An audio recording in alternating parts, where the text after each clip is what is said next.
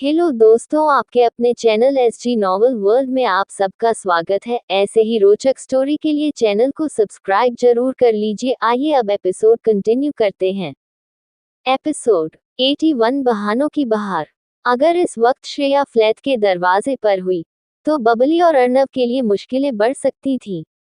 अर्नव कभी जिंदगी में श्रेया की तेज तर्रार आंखों का सामना करके कोई झूठ नहीं बना पाएगा कि वो इस वक्त श्रेया के घर पर बबली के साथ कर क्या रहा है। अर्नव ने घबरा कर बबली की तरफ देखा, जो कि अर्नव से ज्यादा संभली हुई थी। उसने धीमी आवाज में अर्नव से कहा कि मैं दूर वो खोलेगी। अर्नव बस चुपचाप वहां खड़ा रहा और बबली अर्नव के यहाँ श्रेया के घर में होने की चाहे जो भी वजह दे, अर्नव सर हिला के हाँ में हाँ मिला दे। बबली ने एक गहरी सांस ली, झूठ बोलने की तैयारी की और मैं दूर खोलने चली गई। जैसे ही बबली ने दरवाजा खोला तो उसने देखा कि सामने श्रेया नहीं बल्कि निहाल वंश का हाथ पकड़े खड़ा है।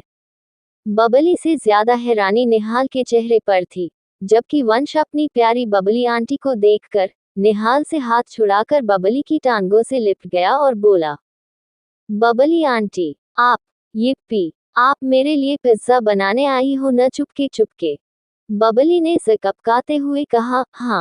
हाँ बेटे, मैं तुम्हें सरप्राइज देने ही आई हूँ।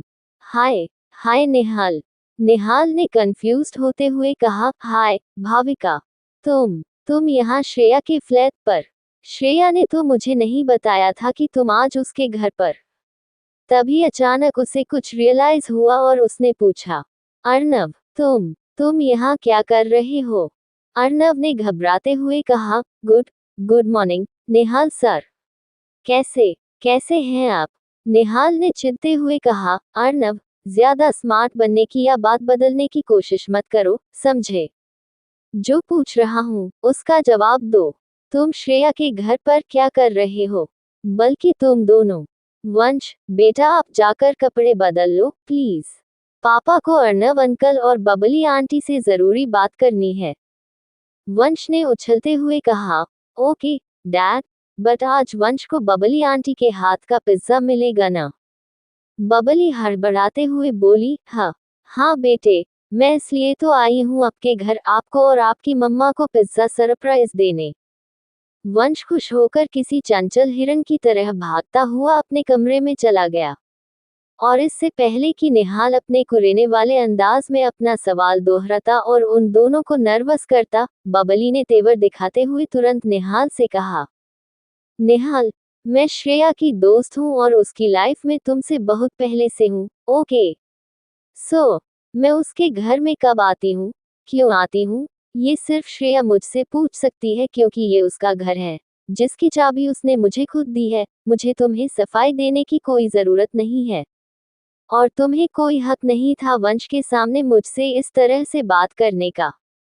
पर अगर तुम्हें फिर भी ये लगता है कि मेरा इस तरह श्रेया के घर में होना अजीब है, तो मैं तुम्हें बता देती हूँ कि मैं श्रेया के घर इसलिए आई हूँ क्योंकि आज सुबह ही मेरे घर के ऊपर वाले फ्लैट में पानी का एक पाइप फट गया था और उसकी वजह से मेरे बेडरूम में लीकेज है। मेरे घर में और ऊपर वाले फ्लैट में वो प्रॉब्लम अभी फिक्स हो रही है। कल तक सब ठीक हो जाएगा और मैं अपने घर चली जाऊंगी। मैं श्रेया को कॉल कर रही थी पर उसका phone out of coverage area आ रहा था। और रही बेचारे अर्नव की बात, जिसकी तुमने आते ही क्लास लगानी शुरू कर दी, वो बेचारा तो बस ये कहने आया था कि कल मोनिका आंटी वापस इंडिया आ रही हैं, तो वो चाहती है कि कल का डिनर श्रेया और वंश उनके साथ ही करें। श्रेया का फोन नहीं लगा तो बेचारा मैसेज देने खुद ही आ गया।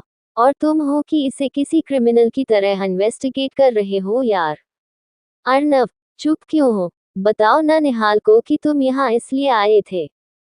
ये सुनकर अर्नव ने हिम्मत करते हुए कहा, मैं बताने ही वाला था आपको निहाल सर। पर एक तो आप सवाल भी ऐसे करते हैं कि इंसान को लगता है कि आप मुगल आजम हैं और मैं एक कनीज। मोनिका मैडम ने कल रात डिनर रखा है शेरगिल मैंशन में, फैमिली डिनर। पूरे 3 हफ्ते बाद लौट रही है न, इसलिए मुझे लगा कि उन्होंने अब तक आपको बता दिया होगा। निहाल ने सब कुछ समझते हुए हामी में सिर हिलाते हुए कहा। अर्नव, जब मेरी मॉम ने आज तक मुझे अपने किसी फैसले के बारे में बताना जरूरी नहीं समझा, तो वो मुझे आज ये क्यों बताएंगी कि वो इंडिया वापस कब आ रही हैं। और रही डिनर की बात, तो आई एम श्योर कि वो मुझे कल डिनर से ठीक 1 घंटे पहले इन्फॉर्म करती कि मैं शेरगिल मैंशन पहुंच जाऊं। खैर, अब तुम ऑफिस के लिए निकलो, मेरी गुलेरिया एंटरप्राइजेस के साथ एक मीटिंग है जो तुम्हें हैंडल करनी है, क्योंकि आज का दिन मैं अपने बेटे के साथ ही हूँ। ठीक है। ये सुनकर अर्नव जान छुड़ाते हुए झट से बोला, यस निहाल सर। यस, आप बेफिक्र रहिए, मैं उस मीटिंग में सब कुछ संभाल लूंगा। आप आप आज का दिन बिताए नन्हे वंश के साथ। Bye sir. Bye Bhavika ji. Arnav ने जैसे तैसे निहाल की तीखी नजर से अपनी जान छुड़ाई और घर के में दूर से निकलते हुए वो बबली को इशारा करके गया कि आज रात का प्लान वैसे ही हरकत में आएगा जैसा उन्होंने डिसाइड किया है। बबली ने निहाल से छिपकर अर्नव को देखकर हामी में सिर हिलाया और अर्नव फटाफट श्रेया के फ्लैट से निकल गया। और जो उसने सबसे पहला काम किया वो ये था कि उसने मोनिका शेरगिल को कॉल लगाकर ये बताया कि उसने निहाल की मार से बचने के लिए डिनर का झूठ बोला है और उन्हें कल वापस चंडीगढ़ लौटने के बाद वो डिनर रखना होगा। डॉट। और यहाँ फ्लैट में बबली निहाल से नाराज होने का नाटक करते हुए वंश के लिए पिज्जा बनाने लगी। निहाल, जिसका गिल्ट में रहना बबली के लिए बहुत जरूरी था ताकि वो और सवाल न करे, उसे बुरा लगा कि उसने बबली से इस तरह बात की, इसलिए निहाल ने बबली के पास जाकर कहा, आई एम सॉरी भविका, मुझे घर के अंदर आते ही तुमसे ऐसे बदतमीजी से बात नहीं करनी चाहिए थी, और वो भी वंश के सामने।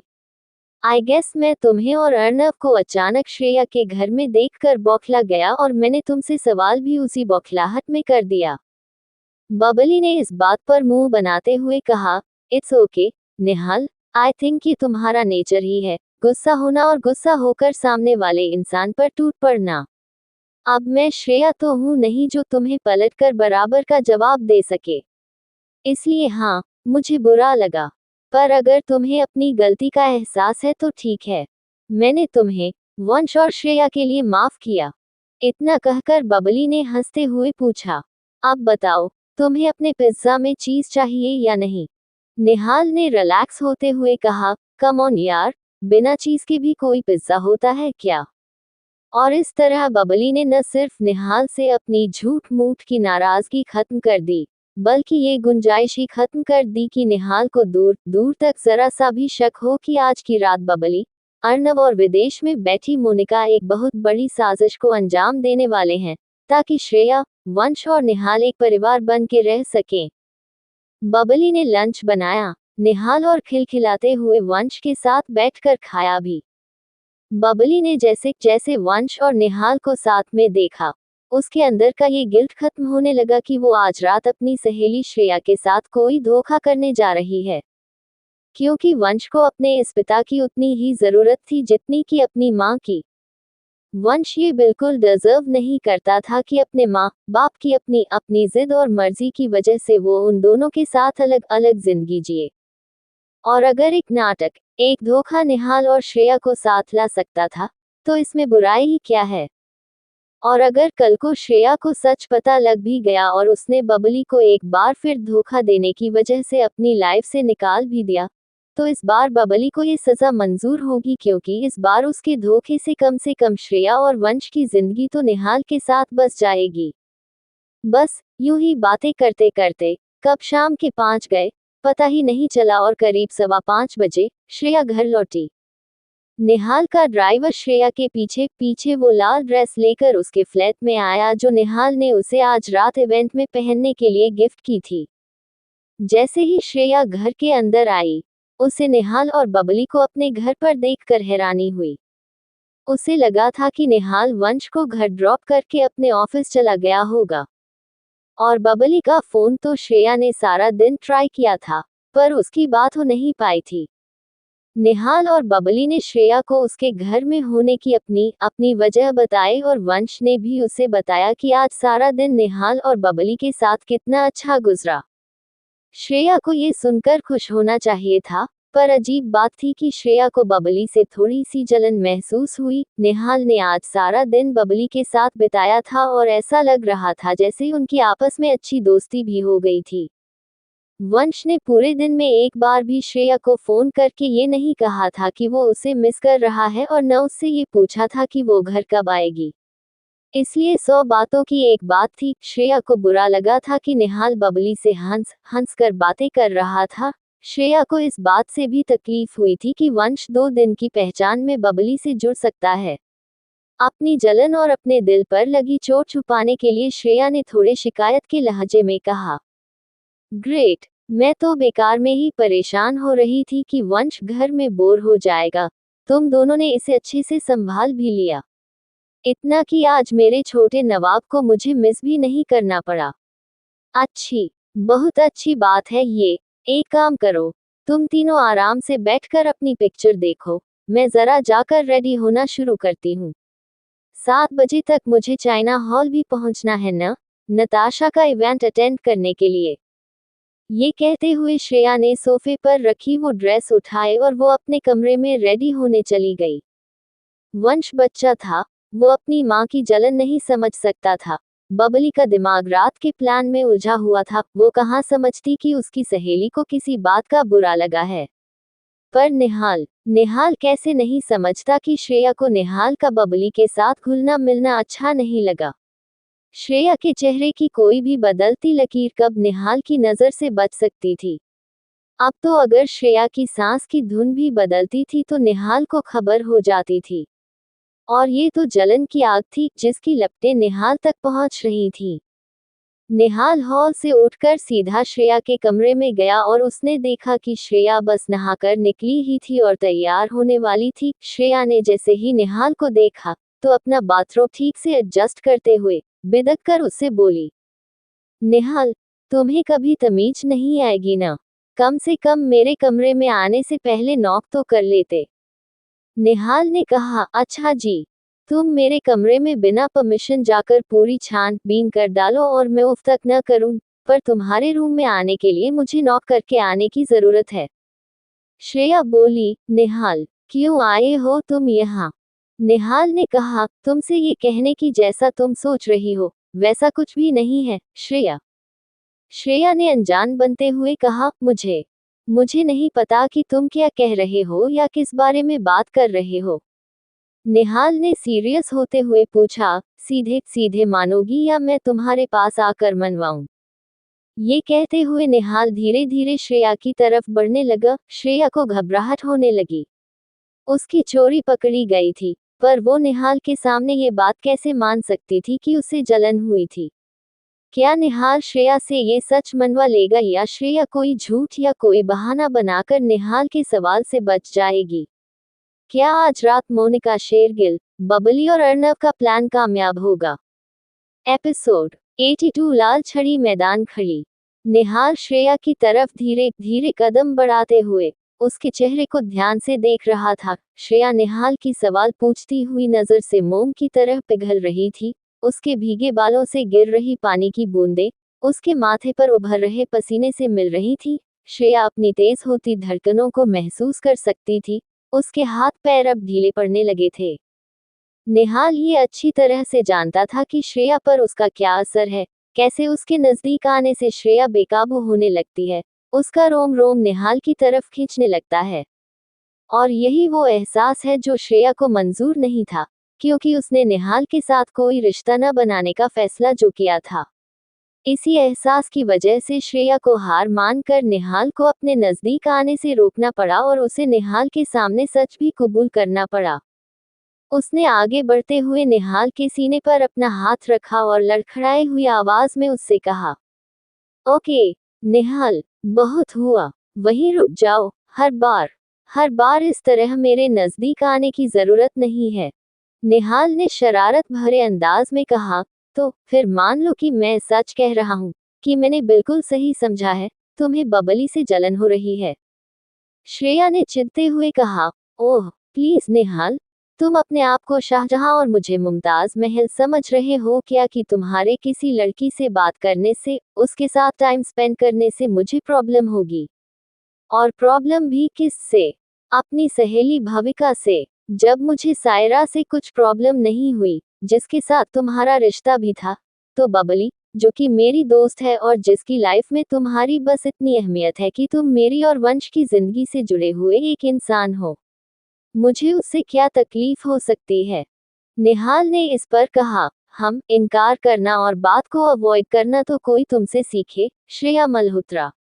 ठीक है, अगर जलन नहीं है, कोई प्रॉब्लम नहीं हुई तो फिर बिना हम में से किसी से भी ठीक से बात किए ऐसे तीर की तरह कमरे में क्यों चली आई? श्रेया भले ही अंदर से कितनी भी जालस क्यों ना फील कर रही हो, वो निहाल के सामने इस बात को मानकर निहाला को सातवें आसमान पर चढ़ाना और खुद को जमीन पर गिराना नहीं चाहती थी। पर अगर उसने निहाल को वो जवाब नहीं दिया जो वो जानता है कि सच है, तो वो इसी तरह श्रेया के नजदीक आता रहेगा और श्रेया अपने और निहाल के बीच जिस दीवार को इतनी मुश्किल से खड़ा कर पाई है, वो रेत की तरह ढह जाएगी। श्रेया ने निहाल की आंखों में देखा और शिकायत भरे लहजे में बात बनाते हुए कहा, बात भविका और तुमसे जलन की नहीं है, निहाल। मैं किसी और वजह से परेशान हूँ और बहुत परेशान हूँ। नताशा मुझे और मेरी टीम को अपने बंगले की साइट पर हरास कर रही है। आज ये चाहिए, कल वो चाहिए, ये बना दो, ये गिरा दो, आज ये पसंद है और कल कुछ और। ऐसा लग रहा है कि जैसे वो चाहती ही ना हो कि ये प्रोजेक्ट कभी खत्म हो और न ही वो कंट्रोल खत्म हो जो मेरी कंपनी की क्लाइंट होने के नाते उसका मुझ पर है। मुझे ऐसा लग रहा है जैसे मैं ऐसा घर बना रही हूँ जो कभी बनना बंद ही नहीं होगा। ये बात है जिसकी वजह से मैं बौखलाई हुई हूँ। आई एम सॉरी अगर तुम्हें ऐसा लगा हो कि मैं जालस हो रही हूँ, या मुझे इस बात से कोई इशू है कि तुम्हारी और भविका की अच्छी दोस्ती हो गई है। निहाल ने सीरियस होते हुए कहा, श्रेया, हालांकि मुझे पूरा यकीन है कि नताशा तुम्हें काम पर परेशान कर रही है, पर मैं इतना भी बेवकूफ नहीं हूँ श्रेया कि मैं उस परेशानी को तुम्हारे अभी के रवैये की वजह मान लूं। मर्द हूँ, औरत की जलन के रंग को अच्छी तरह से जानता भी हूँ और पहचानता भी हूँ। तुम मेरे लिए अपना कोई जज्बात कभी नहीं मानोगी, मैं ये अच्छी तरह से जानता हूँ, पर इसका मतलब ये नहीं कि मैं उसे देख, समझ या महसूस नहीं कर सकता। मेरा मशवरा यही है कि दोबारा कम से कम बबली के सामने ऐसे बिहेव मत करना और न उसे लेकर कोई जलन महसूस करना। हो सकता है कि 5 साल पहले बबली से मिली चोट को तुम अब तक न भुला सकी हो, पर ट्रस्ट मी, वो लड़की तुम्हें और तुम्हारी माफी को जीतने की हर मुमकिन कोशिश करती आ रही है। श्रेया, कम से कम उस बात का तो रिस्पेक्ट करो। और जहां तक मेरी बात है, मैं कभी बबली के साथ फ्लर्ट करने की या उसके साथ कोई निहाल शेरगिल वाली हरकत करने के बारे में सोच भी नहीं सकता, क्योंकि वो तुम्हारी दोस्त है और वंश के लिए माँ से कम नहीं है। मेरा कुछ तो कैरेक्टर है न श्रेया। सो प्लीज दोबारा मुझे और बबली को लेकर ऐसे मत सोचना। खैर, रेडी हो जाओ, तुम्हें पार्टी में जाने के लिए देर जो हो रही होगी। ये कहकर निहाल कुछ देर तो श्रेया के कुछ कहने का इंतजार करता रहा, पर जब श्रेया टस से मस नहीं हुई और बस फर्श पर बिछे कापे को घूरती रही, तो निहाल हार कर कमरे से चला गया। निहाल को बचपन से यही लगा था कि उसकी माँ मोनिका इस दुनिया की सबसे जिद्दी औरत है, पर जब से श्रेया उसकी जिंदगी में आई थी, उसकी ये गलतफहमी दूर हो गई थी। गौर करने लायक बात ये भी थी कि यही वजह थी कि निहाल अपने आप को श्रेया के लिए कोई भी जज्बात महसूस करने से रोक लेता था, क्योंकि श्रेया की बात इनकार पर शुरू होकर इनकार पर ही खत्म होती थी।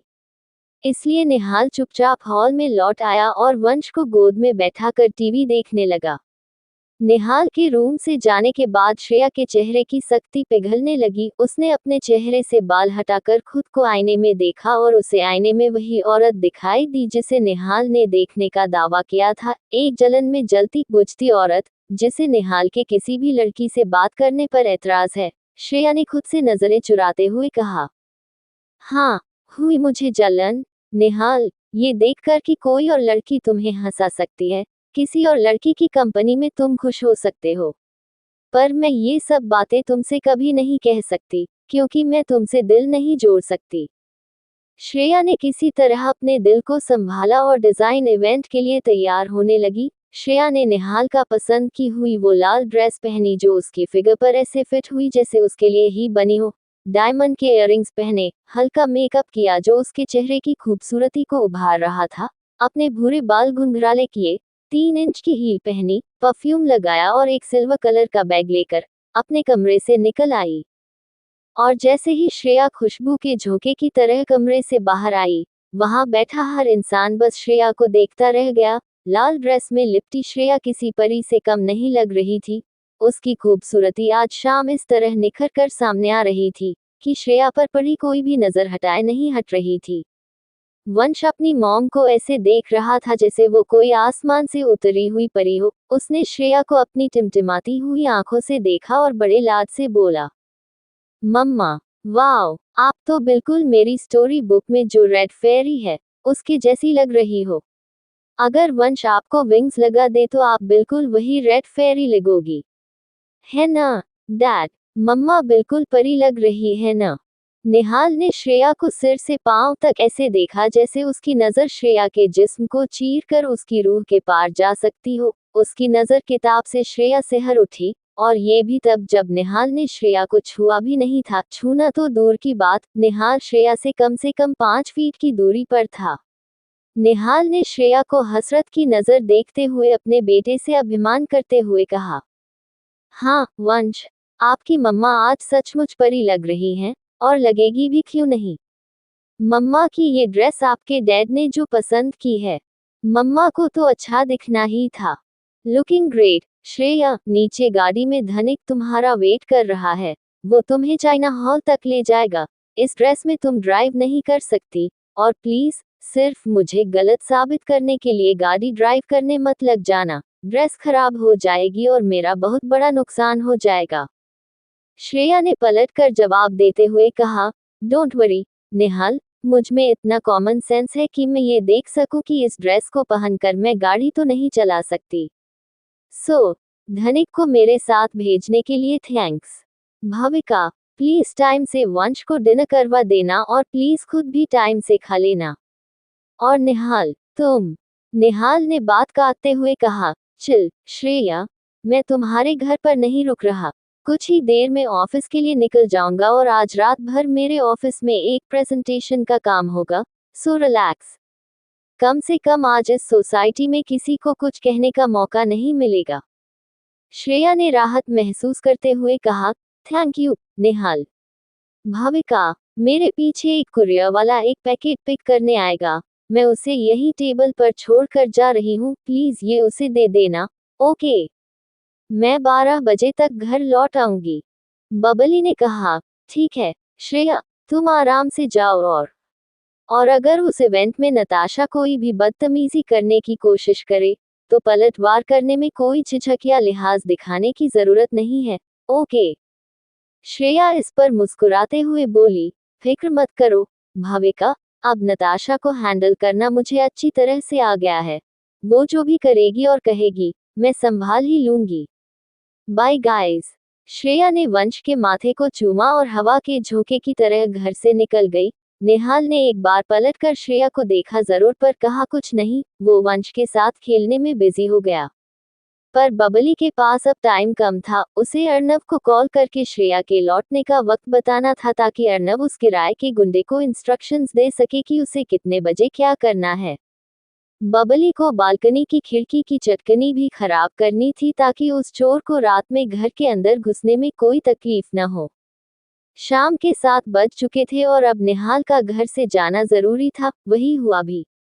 करीब 8 बजे निहाल को अर्नव ने ऑफिस से फोन करके काम के बहाने से बुला लिया, और निहाल को निकलना पड़ा।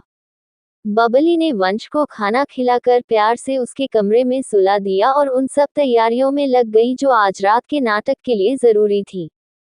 दूसरी तरफ, श्रेया नताशा का स्पॉन्सर किया हुआ डिजाइन इवेंट अटेंड करने चाइना हॉल पहुंच गई। जैसे ही वो गाड़ी से उतरकर इवेंट के हॉल की तरफ जाने लगी, उसके दिल की धड़कन बढ़ने लगी। वो सालों बाद जान पहचान के लोगों के बीच कदम रखने जा रही थी। उसे यकीन था कि नताशा ने उन सब लोगों को यहाँ बुलाया होगा, जिन्होंने 4 साल पहले श्रेया की बर्बादी देखी थी, उसके किरदार पर उछलता कीचड़ देखा था। 2 पल के लिए श्रेया को घबराहट हुई। नहीं, मैं उन सब का सामना कैसे कर सकती हूँ? क्या कहूंगी उनसे कि मैं 4 साल कहाँ थी और अचानक वापस क्यों आ गई हूँ? अगर उन्होंने बेबे और बाऊजी को बता दिया कि मैं यहाँ हूँ, तो मैं क्या करूंगी? क्या मुझे इस हॉल के अंदर जाना भी चाहिए? श्रेया को लगा कि उसका बाहर से लौट जाना ही ठीक है, पर क्या श्रेया ऐसा करेगी? क्या वो डर कर वापस लौट जाएगी? या हिम्मत जुटाकर उस शर्मनाक बीते हुए कल के सायों का सामना करेगी? एपिसोड 83 शानदार श्रेया। श्रेया अचानक इस ख्याल से घबरा गई थी कि उसे अपने गुजरे कल की सूरतों का सामना करना पड़ेगा। उन सब की चीरती हुई आंखों का, उनके कुरदते हुए सवालों का सामना करना पड़ेगा।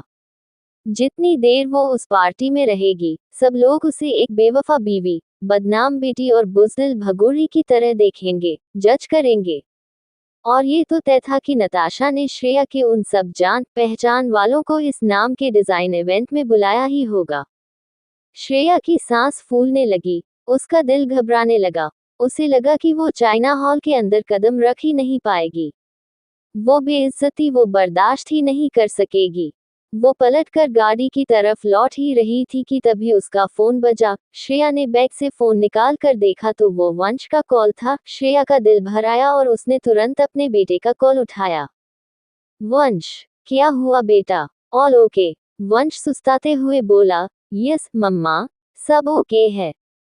मैंने आपको बस ये बोलने के लिए फोन किया था कि मैं सोने जा रहा हूँ, पर आज आप मुझे उस स्ट्रॉन्ग राजकुमार की कहानी सुनाने ले लिए यहाँ नहीं हो, जो डरावने राक्षस को मार देता है। पापा और बबली आंटी को वो स्टोरी नहीं आती ना। बट डोंट वरी, वंश वो स्टोरी अपने आप पढ़ लेगा और सो जाएगा। आप मेरी फिक्र मत करना, मैं ब्रेव हूँ। अगर वो राक्षस आया तो मैं उससे फाइट कर लूंगा। मैं अपनी ब्रेव मम्मा का ब्रेव बेबी हूं ना। श्रेया ने ये सुनकर जज्बाती होते हुए कहा। हाँ वंश, बिल्कुल ठीक कहा आपने, आप ब्रेव मम्मा के ब्रेव बेबी हो। गुड नाइट छोटे नवाब। वंश ने प्यार से कहा। गुड नाइट मम्मा। जैसे ही वंश ने कॉल काटा, श्रेया अपने डर की खाई से बाहर निकली और उसकी आंखों का तेज लौटने लगा। उसने पास खड़ी एक गाड़ी के शीशे में अपना चेहरा देखा और खुद को याद दिलाया कि वो कौन है। वो न कोई बेवफा बीवी है, न कोई बदनाम बेटी और न ही कोई बुज़दिल भगोड़ी। वो एक हिम्मती, कामयाब और समझदार औरत है। एक इज्जतदार माँ है, जिसने मुसीबतों से भागना बहुत पहले छोड़ दिया है। श्रेया ने खुद को उस आईने में देखते हुए खुद से कहा। श्रेया, ये तुम क्या करने जा रही थी? एक बार फिर दुनिया से मुंह छिपा कर जा रही थी। क्यों? कौन सा गुनाह किया है तुमने जिंदगी में, जो तुम उन उंगली उठाने वाले लोगों से इस तरह डर रही हो? अगर तुम्हारा बेटा सही वक्त पर तुम्हें कॉल नहीं करता, तो तुम उस हर सबक, हर सीख को गलत साबित कर देती, जो तुम वंश को सिखाती आई हो। सिचुएशन से भागने से कोई प्रॉब्लम सॉल्व नहीं होती। अंदर जाओ और उस हर नजर का सामना करो जो तुम पर इल्जाम लगाने की कोशिश करे, ठीक वैसे ही जैसे तुमने नताशा और रौनक का सामना किया था। वंश के एक कॉल ने श्रेया को अंदर से जकड़ रहे उस डर को खत्म कर दिया था, जो उसे पुरानी श्रेया बनाने की कोशिश कर रहा था। श्रेया ने एक गहरी सांस ली और खुद को दुनिया का सामना करने के लिए तैयार करते हुए वो फाइनली चाइना हॉल के अंदर चली गई। जैसे ही श्रेया ने चाइना हॉल के अंदर कदम रखा, तो यकायक सबकी नजरें श्रेया की तरफ घूमने लगी। इसलिए नहीं कि वहां उसे सब पहचानते थे, इसलिए भी नहीं कि वहां सब लोग श्रेया मल्होत्रा का इंतजार कर रहे थे। वजह ये थी कि श्रेया वहां सबसे अलग और सबसे सुंदर दिख रही थी। उसकी खूबसूरती, उसकी दमदार पर्सनालिटी और उसकी इस शख्सियत में 4 चांद लगाती हुई वो हसीन लाल ड्रेस। किसी की नजरें श्रेया से हट ही नहीं रही थी। पर जैसे जैसे श्रेया पूरे कॉन्फिडेंस के साथ पार्टी के अंदर आने लगी, कुछ जाने पहचाने पुराने चेहरे श्रेया को दिखाई देने लगे। उन चेहरों की सख्त होती नजरें श्रेया को हैरान और सवालिया नजर से देखने लगी। इन सब लोगों को श्रेया जानती थी। उनमें से कुछ लोग श्रेया के कॉलेज के जमाने के दोस्त थे, जो उसकी और रौनक की शादी में भी आए थे। कुछ वो जानने वाले थे जिन्होंने श्रेया के किसी और मर्द के साथ पकड़े जाने पर पूरे चंडीगढ़ में उसकी बहुत बेइज्जती की थी। हर जगह किस्से को बढ़ा चढ़ाकर बताकर श्रेया के बाउजी और बेबे का घर से निकलना मुश्किल कर दिया था। श्रेया थोड़ा आगे बढ़ी तो उसे वो 2-3 रिपोर्टर भी दिखाई दिए जो शादी की रात उसके हनीमून स्वीट के बाहर कैमरे लेकर खड़े थे और उसकी जिंदगी के सबसे बुरे वक्त को तस्वीरों और वीडियोस में कैद कर रहे थे। इन सब लोगों को देखकर श्रेया को मन ही मन नताशा की सोच पर गुस्सा भी आया और अफसोस भी हुआ कि सिर्फ श्रेया को नीचा दिखाने के लिए नताशा ने उन सब लोगों को भी इस इवेंट में बुला लिया था जिन्होंने श्रेया, नताशा और माँ बाबूजी की इज्जत की धज्जियां उड़ाने में भी कोई कमी नहीं छोड़ी थी। श्रेया की नजरें जैसे ही अपनी बदतमीज बहन को ढूंढने लगी, वैसे ही श्रेया को पीछे से अपने कंधे पर किसी का हाथ महसूस हुआ। उसने पलट कर देखा तो नताशा, एक गुलाबी रंग की ड्रेस में किसी फूल की तरह खिलती हुई, उसे देखकर एक कड़वी मुस्कान बिखेर रही थी। नताशा ने अपनी बहन को बड़ी नफरत से देखते हुए ताना मारते हुए कहा, तुम भी कितनी अजीब हो श्रेया, ये जानते हुए कि इस सो कॉल्ड डिजाइन इवेंट में तुम्हारी इज्जत की धज्जियां उड़ने वाली हैं, तब भी इतनी तैयार होकर आई हो। मानना पड़ेगा मुझे, गट्स है तुम्हारे अंदर यार। श्रेया ने ताने का जवाब देते हुए कहा, नो नताशा, भला मेरे अंदर किस बात के गट्स हैं, जुर्रत और हिम्मत तो सही मायने में तुम्हारे अंदर है अगर देखा जाए तो।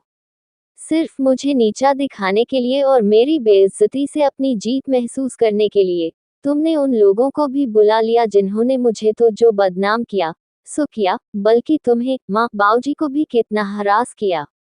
नताशा ने बेशर्मी से कहा, हमें तो हरास होना ही था श्रेया, हमारा और तुम्हारा खून जो एक था, बट अब सब ठीक है।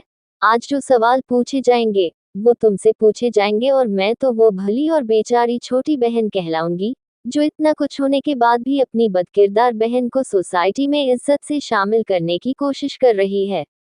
All the best. और इस तरह अपनी बड़ी बहन को भूखे भेड़ियों की बीच में छोड़कर वो अपना ड्रिंक लेने चली गई।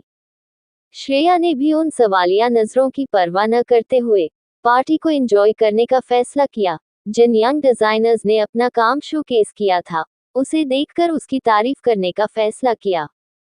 अब श्रेया से जिसको जो पूछना था वो पूछ सकता था, क्योंकि श्रेया आज अपने मान सम्मान के लिए खड़ी होने के लिए तैयार थी। पुराने दोस्त, आग लगाने के लिए तैयार जान पहचान वाले, वो बेहया रिपोर्टर्स, सब धीरे धीरे श्रेया को कैरेक्टर सर्टिफिकेट देने के लिए आगे बढ़ने लगे। और श्रेया के लिए प्रॉब्लम सिर्फ इस पार्टी में ही नहीं, बल्कि उसके घर पर भी तैयार हो रही थी। श्रेया रौनक का दिया हुआ ब्रेसलेट एक बॉक्स में बंद कर घर पर छोड़कर आई थे, और आने से पहले उसने बबली से कहा था कि जब कुरियर वाला आए तो बबली ये पैकेट उसके हाथ में दे दे। श्रेया को पता था कि बबली न उस बॉक्स को चेक करेगी और न ही उस पर लिखा एड्रेस देखेगी, बस चुपचाप वो ब्रेसलेट वाला बॉक्स उस कुरियर बॉय के हाथ में पकड़ा देगी। और शायद होता भी ऐसा ही, अगर कुरियर बॉय के आने से ठीक पहले बबली बाथरूम जाने के बहाने अर्नब के साथ फोन पर रात के प्लान की लंबी तैयारी में न लग गई होती। दरवाजे की घंटी बजी तो उस वक्त श्रेया के फ्लैट में निहाल मौजूद था, जो श्रेया के घर में अपना भूला हुआ फोन वापस लेने आया हुआ था। इसलिए दरवाजा निहाल ने ही खोला। सामने कुरियर वाला खड़ा हुआ था। उसने निहाल को देखते ही कहा, हेलो सर, श्रेया मल्होत्रा के नाम से पिकअप है। निहाल ने कुछ याद करते हुए कहा, ओह हाँ, तुम पार्सल लेने आए हो ना। 1 मिनट। निहाल ने डाइनिंग टेबल से वो ब्रेसलेट वाला पैकेट उठाकर कुरियर वाले को दिया तो उस लड़के ने कहा कि इसे ले जाने से पहले उसे चेक करना पड़ेगा कि इस पैकेट में है क्या रूल है। निहाल ने उसकी तसल्ली के लिए पैकेट खोलना चाहा, तो वो ये देखकर हैरान रह गया कि पार्सल नताशा मल्होत्रा के नाम से जा रहा था। निहाल का माथा ठनका, क्योंकि श्रेया और नताशा का ऐसा रिश्ता था ही कहाँ कि श्रेया उसे कोई भी चीज भेजे। निहाल ने बॉक्स खोला तो उसके अंदर रौनक का दिया हुआ हीरे का ब्रेसलेट था। निहाल की हैरानी का ठिकाना न रहा। व्हाट, ये तो डायमंड ब्रेसलेट है। श्रेया भला नताशा को इतनी महंगी चीज क्यों भेजेगी? कुरियर बॉय ने झेपते हुए कहा, सर जी, आपको ये कुरियर भिजवाना है या नहीं? मुझे और भी पार्सल उठाने हैं और कल तक डिलीवर भी करने हैं। निहाल ने बौखलाते हुए कहा, ऑफ कोर्स, ये बॉक्स डिलीवर करना है, मैं कौन होता हूँ इसे रोकने वाला? लो, ले जाओ। निहाल ने वो कुरियर भिजवा तो दिया, पर उसके दिमाग में अब ये ब्रेसलेट घर कर चुका था, और जब तक वो पता न कर ले कि श्रेया आखिर इतना महंगा गहना अपनी नालायक बहन को क्यों भेज रही है, तब तक निहाल को चैन नहीं आने वाला था। और निहाल को ये आइडिया तो था कि श्रेया नहीं चाहती थी कि निहाल को खबर भी हो कि वो नताशा को क्या भिजवा रही है, तभी तो उसने सबके सामने बबली से बस इतना कहा था कि वो कुरियर वाले को ये बॉक्स दे दे। पर निहाल भी कम चालाक नहीं था, उसने ब्रेसलेट का फोटो खींच लिया था, और उसके रुतबे के आदमी के लिए अब ये पता करना कोई मुश्किल काम नहीं था। निहाल चुपचाप बिना बबली के बाथरूम से बाहर निकलने का इंतजार किए वापस ऑफिस चला गया। श्रेया इस बात से अनजान थी कि निहाल उसकी चोरी पकड़ने के इतने करीब है। इस वक्त नताशा के नाम के डिजाइन इवेंट में सबको मुंह तोड़ जवाब दे रही थी। जब भी कोई उससे ये पूछता कि वो अचानक चंडीगढ़ में कैसे, या फिर वो अपने एक्स हस्बैंड से मिली या नहीं, तो श्रेया बड़े कॉन्फिडेंस के साथ उन लोगों की आंखों में आंखें डालकर बिना झिझक के कहती, क्यों, मेरे चंडीगढ़ लौटने में क्या प्रॉब्लम है? क्या मुझ पर कोई पुलिस केस हुआ था कि मैं इस शहर में नहीं आ सकती? सिर्फ एक मिसअंडरस्टैंडिंग थी जो मेरे हस्बैंड को और मेरी फैमिली को हुई। अब अगर उस चक्कर में मुझे तलाक दे दिया गया और घर से निकाल दिया गया, तो इसमें मेरा क्या फॉल्ट है? क्या करूं? लाइफ में आगे न बढ़ूं? रौनक खन्ना के नाम पर रोती रहूं? ओह प्लीज, अगर मेरी बहन नताशा सब भूल कर मुझे यहाँ इनवाइट कर सकती है, तो आप लोग क्यों पुरानी बातें दोहरा रहे हैं? हम 5 साल बीत चुके हैं, मैं सब भूल चुकी हूँ, और मेरा मशवरा ये है कि आप लोग वह सब भूल जाइए। एक्सक्यूज मी नाउ, टूटी हुई शादी को डिस्कस करने के अलावा भी मेरे पास इस इवेंट में काफी काम है। श्रेया के इन जवाबों ने, उसके इस बेबाक एटीट्यूड ने, सब इल्जाम लगाने वालों को चारों खाने चित कर दिया था। नताशा की तो शक्ल देखने वाली थी, उसके चेहरे का रंग उड़ चुका था। श्रेया ने उसके सारे मंसूबों पर पानी फेर दिया था। ये श्रेया की जीत थी, आज उसने अपनी वो इज्जत वापस जीत ली थी जो उससे कभी इन्हीं लोगों ने छीनी थी। श्रेया ने जीत की सांस ली और अब इवेंट से जाने का फैसला कर लिया। वो जिस काम के लिए आई थी, वो अब पूरा हो चुका था। श्रेया ने नताशा को बाय नहीं कहा और वो पार्टी से निकल आई। उसने जैसे ही गाड़ी में बैठकर धनिक से कहा कि वो गाड़ी अब घर की तरफ ले ले, तभी दूर खड़ी एक गहरे भूरे रंग की गाड़ी की हेडलाइट्स ऑन हुई। ये गाड़ी अब श्रेया का पीछा करने वाली थी। मोनिका शेरगिल के प्लान की शुरुआत हो चुकी थी, पर क्या ये वैसे ही कामयाब होगा जैसा उसने सोचा है, या कहानी में आएगा कोई नया और अनदेखा मोड़? एपिसोड 84 निहाल का गुस्सा। श्रेया को दूर दूर तक आइडिया नहीं था कि वो चाइना हॉल से घर के लिए अकेली नहीं निकली, बल्कि उसके साथ साथ वो चोर भी एक भूरे रंग की गाड़ी में निकला है, जो आज रात श्रेया और वंश की जिंदगी को हमेशा के लिए निहाल और मोनिका के शेरगिल मैंशन से जोड़ देने वाला था। सारी प्लानिंग हो चुकी थी, अब बस इंतजार था तो श्रेया के वापस अपने फ्लैट पर पहुंचने का, और उसके बाद प्लान एक्शन में आने वाला था। जो भूरे रंग की गाड़ी श्रेया की गाड़ी को चोरी छिपे फॉलो कर रही थी, उसमें मोनिका शेरगिल का हायर किया हुआ चोर मंगर बैठा था। उसे कुछ ही देर के बाद श्रेया को कुछ देर के लिए डराना था, ताकि अपने घर में घुसने से पहले ये बात श्रेया के दिमाग में बैठ जाए कि उसे किसी अजनबी से खतरा है। मंगर किसी जमाने में बहुत ही बदनाम चोर हुआ करता था। 1-2 लोगों को उसने घायल भी किया था, पर 2 साल पहले उसने ये काम छोड़ दिया था। मोनिका शेरगिल का मंगर की पत्नी पर एक एहसान था, इसलिए मोनिका कुछ भी कहे या कुछ भी मांगे, उसे मंगर या मंगर की बीवी मना नहीं कर सकते थे। तो बस आज मंगर जो कर रहा था वो मोनिका शेरगिल का हुक्म था, और उसे खास हिदायत दी गई थी, श्रेया और वंश को खरोंच भी आई तो मोनिका से बुरा कोई नहीं होगा। इसलिए ये एहतियात बरतते हुए मंगर धीरे धीरे श्रेया की गाड़ी का पीछा कर रहा था। वो जानता था कि निहाल का वफादार ड्राइवर धनिक श्रेया की गाड़ी चला रहा है, और उसे किसी भी हाल में ये शक नहीं होना चाहिए कि मंगर उसकी गाड़ी को फॉलो कर रहा है, क्योंकि अगर ये बात निहाल तक पहुंच गई, तो निहाल सब छोड़ छाड़ कर अपने बेटे वंश और श्रेया की सेफ्टी के लिए आज रात उनके फ्लैट में ही रुक जाएगा। सारा प्लान धरा का धरा रह जाएगा। पर मंगर ने धनिक को कम आंका था। क्योंकि धनिक को गाड़ी चलाते चलाते ये शक तो हो गया था कि वो भूरी गाड़ी शायद उन्हें फॉलो कर रही है। इस बात को कंफर्म करने के लिए धनिक ने अचानक गाड़ी की रफ्तार धीमी कर दी। श्रेया, जो फोन पर कुछ काम कर रही थी, उसने धनिक से पूछा। धनिक, क्या हुआ? अचानक गाड़ी की स्पीड क्यों कम कर दी? कुछ प्रॉब्लम लग रही है क्या? 500 मीटर पर मैकेनिक है, डोंट वरी। धनिक सचेत होते हुए बोला। नहीं श्रेया मैडम, गाड़ी को कुछ नहीं हुआ है। मुझे बस ऐसा लग रहा है कि ये जो हमारे पीछे भूरे रंग की गाड़ी आ रही है न, ये पिछले आधे घंटे से हमारा पीछा कर रही है। बस बता रहा हूँ, आप पलटकर देखिए मत। श्रेया ने हैरान होते हुए कहा। क्या कोई गाड़ी मेरा पीछा कर रही है? बट मैं तो यहाँ ऐसे किसी इंसान को नहीं जानती जिसे मुझसे कोई प्रॉब्लम हो और उसके पास भूरे रंग की गाड़ी भी हो। Are you sure? हो सकता है वो भी इसी तरफ ही जा रहा हो और अपनी गाड़ी स्लो ही चला रहा हो।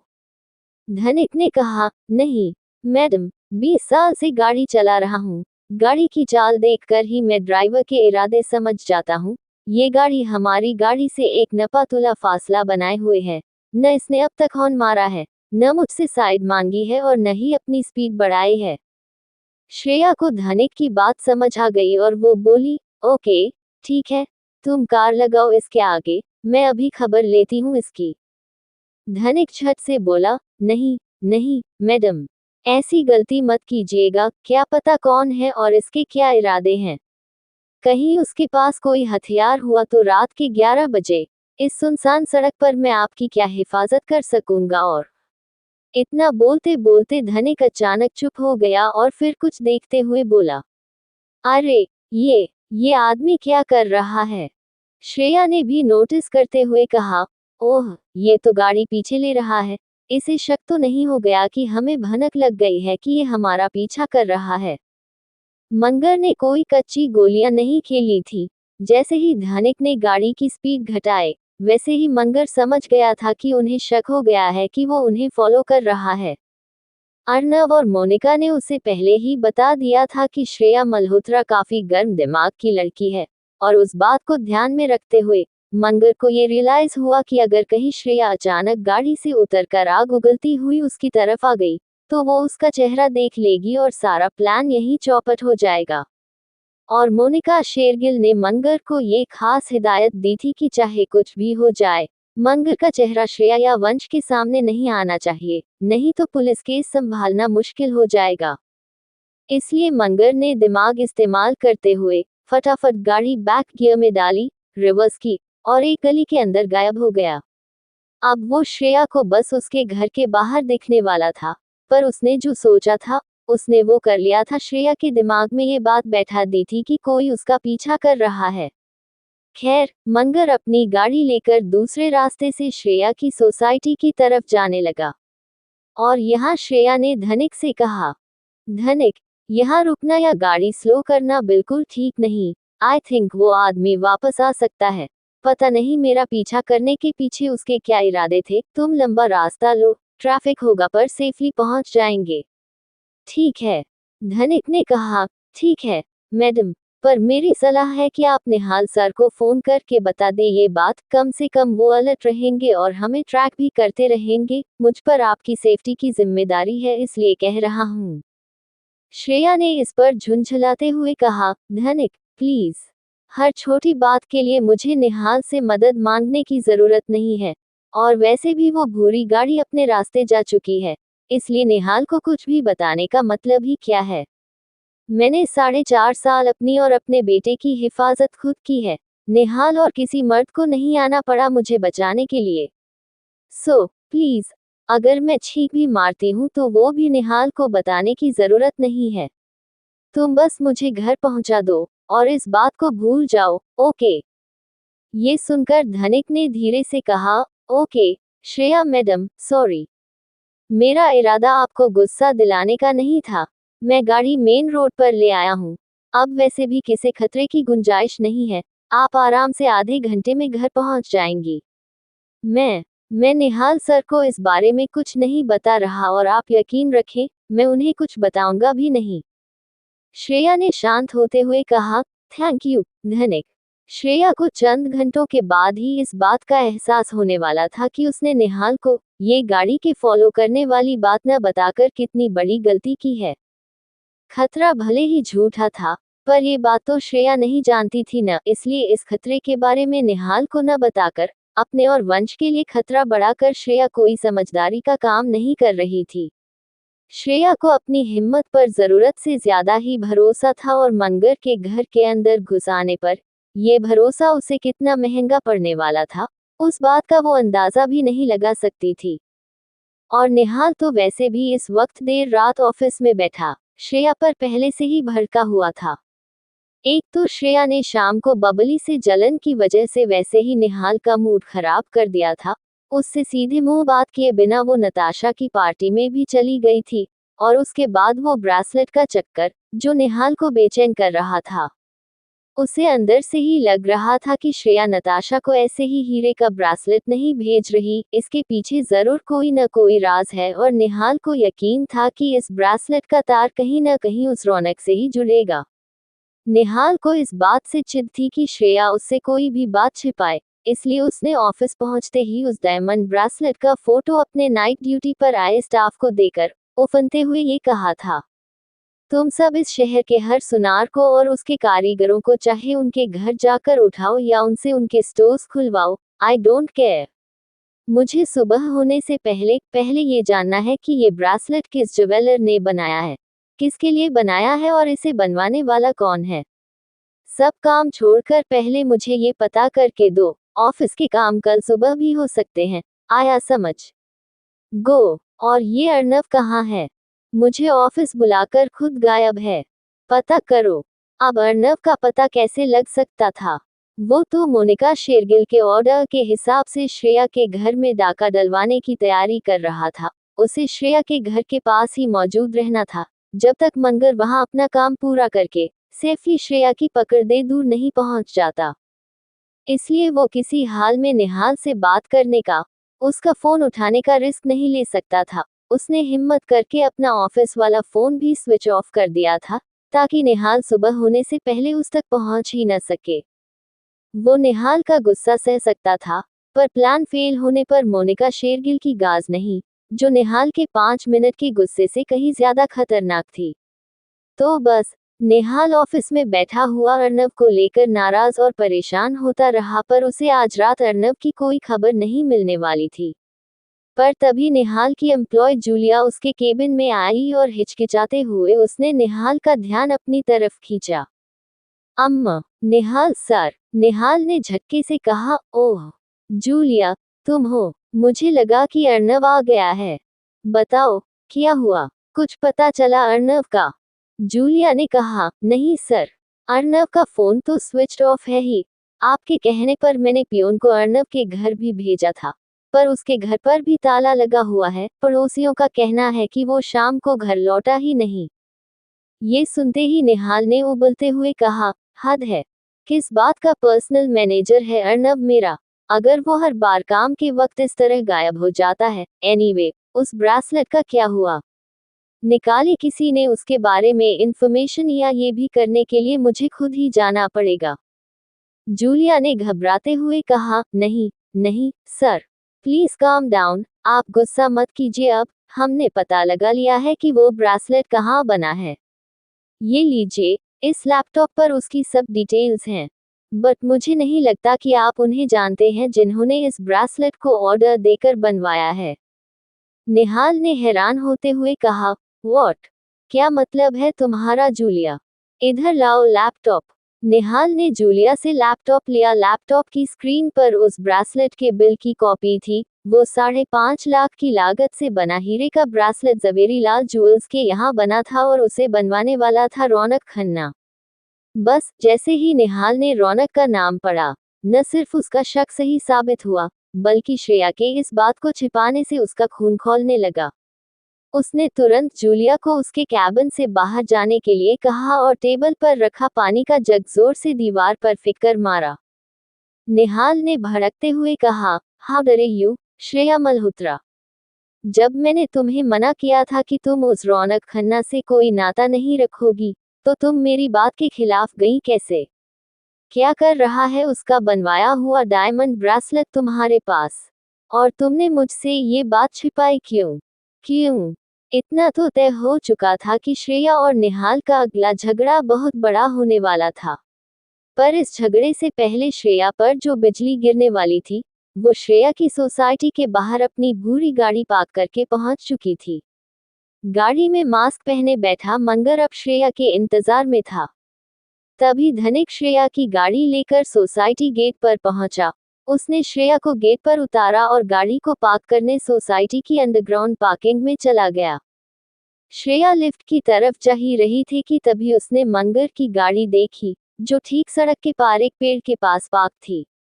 श्रेया का माथा ठनका और वो सड़क पार करके उस गाड़ी की तरफ बढ़ने लगी, क्योंकि डरने वालों में से तो वो थी नहीं। पर क्या श्रेया का इस तरह खतरा मोल लेना ठीक है? क्या वो मंगर को देख लेगी?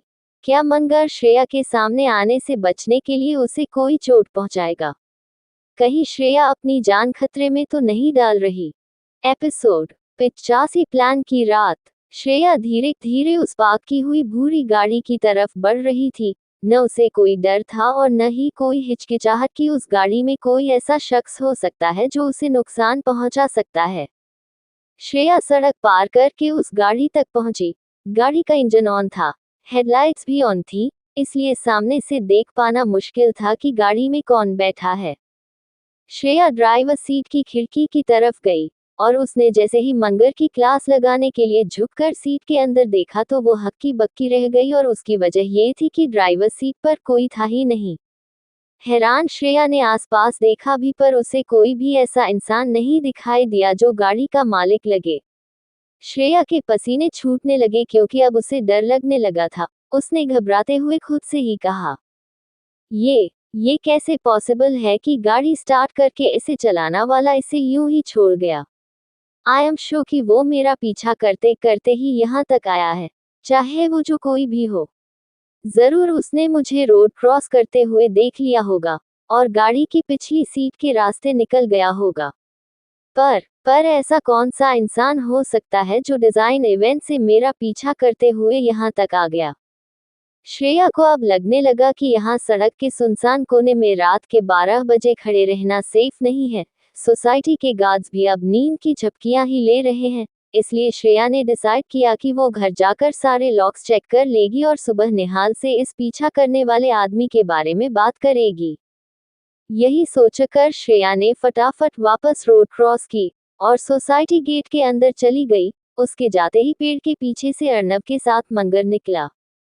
अर्नब ने घबराहट में कहा, क्या औरत है श्रेया मैडम भी?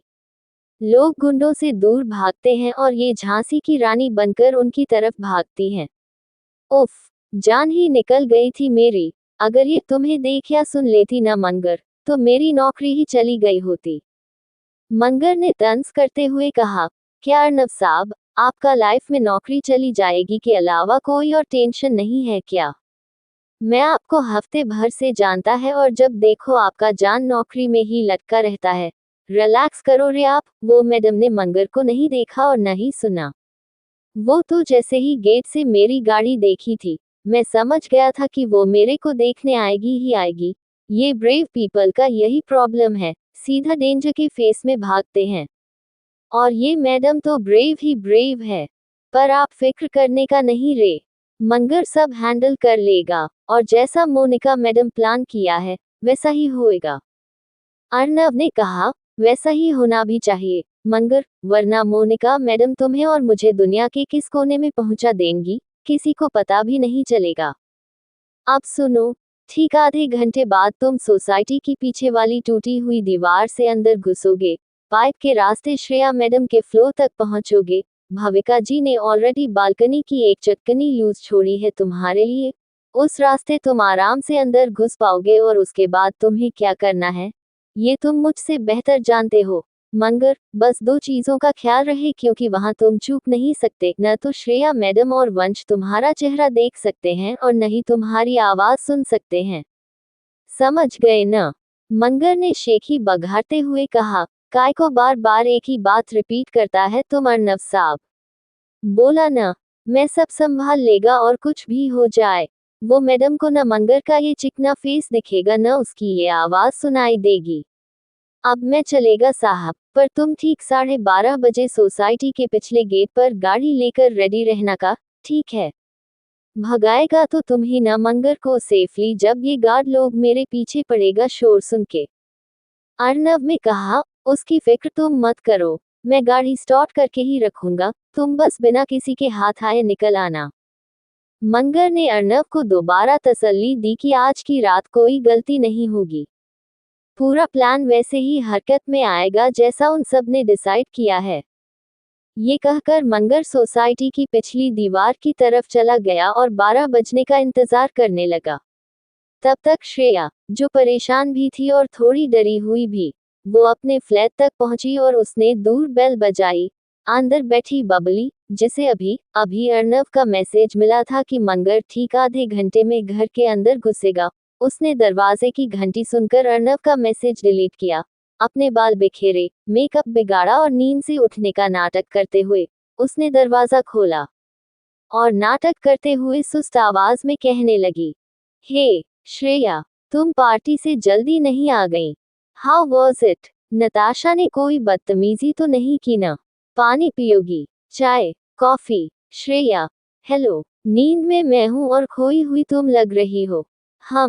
अब श्रेया को समझ नहीं आ रहा था कि वो बबली से कहे तो क्या कहे। इस वक्त श्रेया को नताशा ने पार्टी में क्या किया और क्या नहीं किया, ये सब बताने में कोई इंटरेस्ट नहीं था। इस वक्त वो अपनी, वंश की और बबली की सेफ्टी को लेकर परेशान थी, क्योंकि वो पीछा करती हुई भूरी गाड़ी और उसका गायब ड्राइवर उसके दिमाग में बैठे हुए थे। पर बबली को इस तरह बेफिक्र और नींद में सुस्ताता देखकर श्रेया को लगा कि उसे उस आदमी के बारे में बताकर रात के इस वक्त डराना या तनाव में डालना ठीक नहीं होगा। पर श्रेया को अलर्ट भी रहना था, इसलिए श्रेया ने अपना बैग साइड में रखा और अपने बाल जूते में बांधती हुई वो पहले वंश के कमरे की तरफ गई और बबली से पूछने लगी, वंश कितने बजे सोया? भविका, मेरे पीछे कोई आया तो नहीं घर पर? बबली ने मासूम बनते हुए कहा, श्रेया, तुमने सुना भी कि मैंने तुम्हारे घर के अंदर आते ही तुमसे क्या सवाल किए? तुम जवाब में मुझसे ही सवाल कर रही हो। एनीवे, वंश तो निहाल के जाने के बाद करीब 9 बजे ही सो गया था और तुम्हारे पीछे सिर्फ वो कुरियर वाला लड़का आया था। मैं बाथरूम में थी और उसे तुम्हारा पैकेज निहाल ने दे दिया, बस और तो। श्रेया ने झटका खाते हुए कहा, व्हाट? क्या क्या कहा तुमने? बबली ने धीरे से कहा, यही कि वंश निहाल के जाने के बाद। श्रेया ने उसकी बात बीच में ही काटते हुए कहा, नो सिली, मैं उस कुरियर के बारे में पूछ रही हूँ। निहाल ने वो पैकेज दिया उस लड़की को? बबली ने कहा, हाँ, पर इसमें इतना भड़कने वाली कौन सी बात है श्रेया? एनीवे, निहाल भी इस घर का हिस्सा है और अगर उसने वो बॉक्स उस कुरियर वाले को पकड़ा भी दिया तो इसमें प्रॉब्लम क्या है? श्रेया ने इरिटेट होते हुए कहा, यार, प्रॉब्लम ये है कि उस बॉक्स पर मल्होत्रा कोठी का एड्रेस था, यानी नताशा का एड्रेस था और उसके अंदर एक हीरे का ब्रेसलेट था जो आज सुबह मुझे रौनक ने जबरदस्ती दिया था। और रौनक को सबक सिखाने के लिए मुझे वही ब्रेसलेट नताशा के यहाँ पहुँचाना था। ओह नो, जितना मैं निहाल को जानती हूँ, वो उस डायमंड ब्रेसलेट को देख भी चुका होगा और उसकी पूरी खबर भी निकाल चुका होगा। एक और झगड़ा और एक और मिसअंडरस्टैंडिंग, और मुझे निहाल के साथ झगड़ा और उसका मुझे बिना पूरी बात को जाने बिना गलत समझना अच्छा नहीं लगता। अब वो रौनक की बात को लेकर बहुत बड़ा बवाल करेगा। भविका, बबली ने सिकपकाते हुए कहा, I am so sorry Shreya, but तुमने पार्टी में जाने से पहले ये सब क्यों नहीं बताया? मैं वो बॉक्स उठाकर रख लेती और वो निहाल के हाथ कभी नहीं लगता। तुम भी तो उसे इतनी लापरवाही से यहाँ डाइनिंग टेबल पर छोड़कर चली गई थी। और रही ये बात कि निहाल तुम्हें गलत समझेगा, तो तुम भी तो उसे कोई बात पूरी नहीं बताती। ऊपर से आज शाम को तुमने उसे इग्नोर करके नाराज भी कर दिया। अब वो अगर तुमसे इस ब्रेसलेट की बात को लेकर झगड़ेगा नहीं तो और क्या करेगा यार श्रेया? श्रेया ने एकदम से पूछा, एक मिनट, शाम को मैंने कब इग्नोर किया उसे? कब झगड़ा किया उसके साथ? बबली ने समझाते हुए कहा, oh please Shreya, just because शाम को मैं फोन में बिजी थी, उसका मतलब ये नहीं है कि मुझे तुम्हारे और निहाल के बीच का टेंशन दिख नहीं रहा था या समझ नहीं आ रहा था। वो तो सामने वंश बैठा था, इसलिए मैंने कुछ कहना ठीक नहीं समझा। मुझे ऐसे हैरानी से मत देखो श्रेया, भले ही हमारे रिश्ते में मेरी बुज़दिली की वजह से कड़वाहट घुल गई हो, फासले आ गए हों, पर मैं तुम्हें स्कूल के ज़माने से जानती हूँ। तुम्हारे चेहरे की हर बदली हुई लकीर और आवाज में आया बदलाव बता देता है कि तुम्हारे अंदर क्या चल रहा है। शाम को जब तुम ऑफिस से लौट कर आई तो मैंने देखा कि तुम्हें ये बात बिल्कुल पसंद नहीं आई कि मैं और निहाल साथ बैठकर हंस हंस कर बातें कर रहे थे, वंश को गोदी में बैठकर मूवी देख रहे थे। तुम्हें ऐसा लग रहा था जैसे वंश तुम्हारे हिस्से का प्यार मुझे दे रहा है। तुम्हें ये भी लग रहा था कि अगर निहाल के साथ तुम्हारा रिश्ता कॉम्प्लिकेटेड है, तो मुझे क्या हक है कि मैं तुम्हारे ही घर में बैठकर निहाल से दोस्ती बढ़ाऊं। बस तुमने वही चिड़चिड़ाहट निहाल पर निकाल दी, बजाय ये मानने के कि तुम्हें निहाल की किसी भी लड़की से नजदीकी नहीं पसंद। ठीक ही कह रही हूं ना मैं, श्रेया? श्रेया ने हड़बड़ाते हुए कहा, ये वक्त नहीं है इन सब बातों का, बबली। रात के 12 बज रहे हैं और मैं वैसे भी तुम्हें नींद से जगा चुकी हूँ। और तुम्हारी तसल्ली के लिए मैं तुम्हें बता दूं कि मैं ऐसा कभी सोच भी नहीं सकती कि तुम वंश को मुझसे चुरा रही हो, या निहाल को लेकर तुम्हारे मन में कुछ है जो मुझे पता न हो। मैं तुमसे बीती बातों को लेकर नाराज जरूर हूँ भाविका, पर मैं उस नाराजगी में इतनी भी अंधी नहीं हूँ कि मैं तुम्हारे बारे में इतनी छोटी सोच रखूं। शाम को मेरी झुंझलाहट इस बात को लेकर थी कि जहां मेरा सारा दिन नताशा और रौनक को झेलने में निकला था, वहीं तुम, वंश और निहाल घर पर कितनी खुशी से टाइम स्पेंड कर रहे थे। मेरे दिमाग में जलन ने आने की कोशिश की जरूर, पर आई नहीं।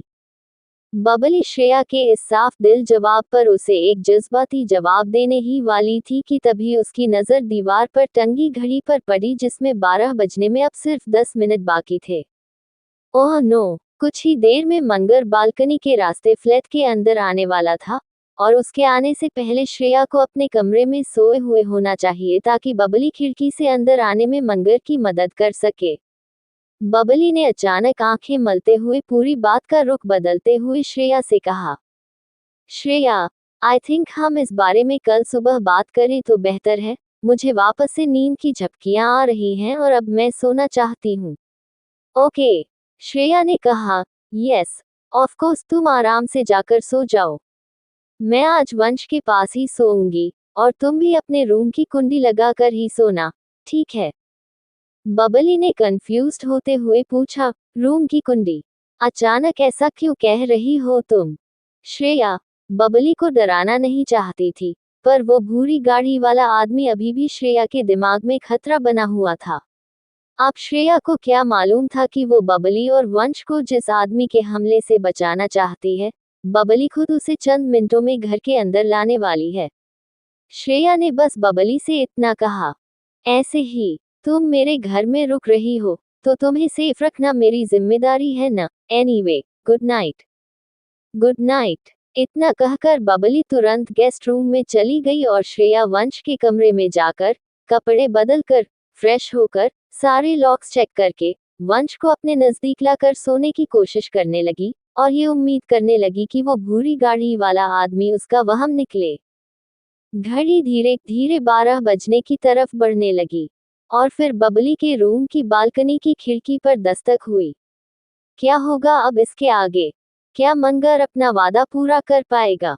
क्या श्रेया और वंश को कोई नुकसान पहुंचेगा?